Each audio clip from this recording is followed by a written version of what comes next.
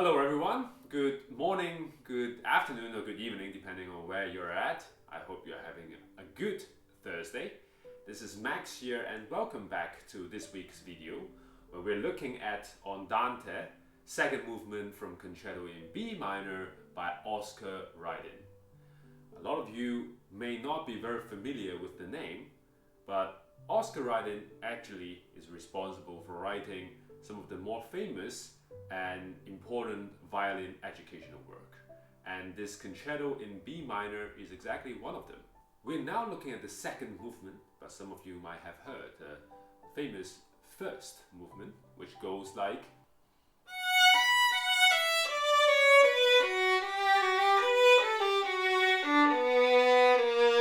And that's it. So you can hear that both first movement and second movement share a feeling of sweetness in the sound, so something to keep in mind.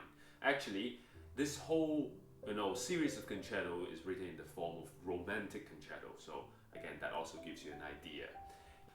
If you haven't encountered any of the work by Oscar Rydin, maybe you will in the future. Okay, so keep an eye for his name. Okay, so now let's dive into the tips. So the first tip today is about string crossing. Specifically, it happens, for example, in bar 10, in all the half beat notes where you're linking 3 notes in one stroke. A good example here, again, we look at bar 10.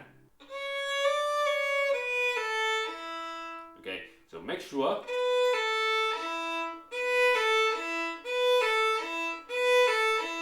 have a look at the bow and the strings while you're crossing strings, because we definitely do not want the last note to either come in early or late, because that would affect our phrasing. So for example,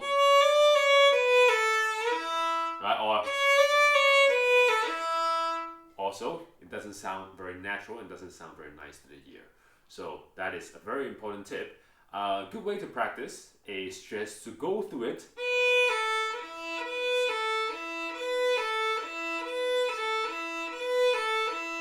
for 10 times, 20 times, looking at the bow. You can even do a little bit of down bow, up bow if you don't want to pause, so that your hand get used to the distance or the change of angles that it needs to engage in order to cross the strings effectively.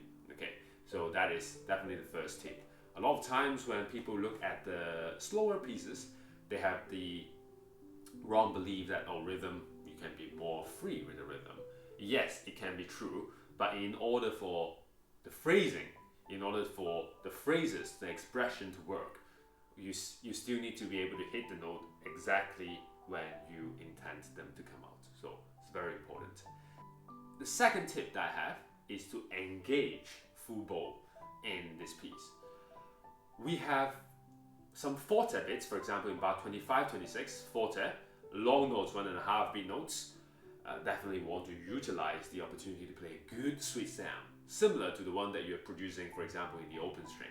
So if you find yourself, having trouble or a bit nervous using full stroke, this is a good time to revisit open string, because here you definitely want to go as opposed to right. So the first one will feel more full and it will create a bigger contrast when you're playing forte and then later on when you're playing piano. Okay, so that is important.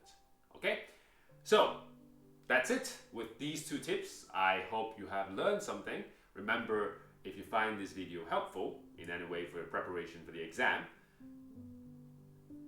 click the thumbs up,